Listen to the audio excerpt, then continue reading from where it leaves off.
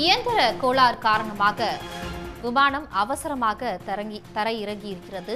107 பயணிகள் உட்பட 113 பேருடன் பெங்களூரு நோக்கி சென்று கொண்டிருந்த விமானத்தில் நடுவானில் இயந்திர கோளாறு ஏற்பட்டதன் காரணமாக அவசரமாக தரையிறங்கியிருக்கிறது.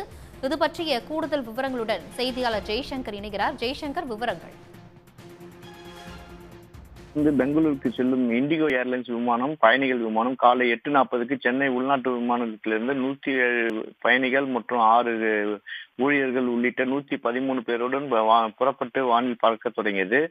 பெங்களூரு நோக்கி பறந்த நிலையில் விமானத்தில் திடீரென கோளாறு இருந்ததை விமானி கண்டுபிடித்தார். இதனை அடுத்து கட்டுப்பாட்டு அறைக்கு அவர் தகவல் அளித்ததன் பேரில் கட்டுப்பாட்டு அறையிலிருந்து மீண்டும் சென்னையிலேயே தரையிறங்க உத்தரவு அளித்தனர். இதனையடுத்து மீண்டும் அந்த விமானம் சென்னை விமான நிலையத்தில் அவசரமாக தரையிறங்குவதற்கான அனைத்து ஏற்பாடுகளும் துரிதமாக செய்யப்பட்டன. இதனை அடுத்து 9:05க்கு மீண்டும் அந்த விமானம் சென்னையில் பத்திரமாக தரையிறங்கியது. அதனை அடுத்து அந்த விமான ஓடுபாதையில்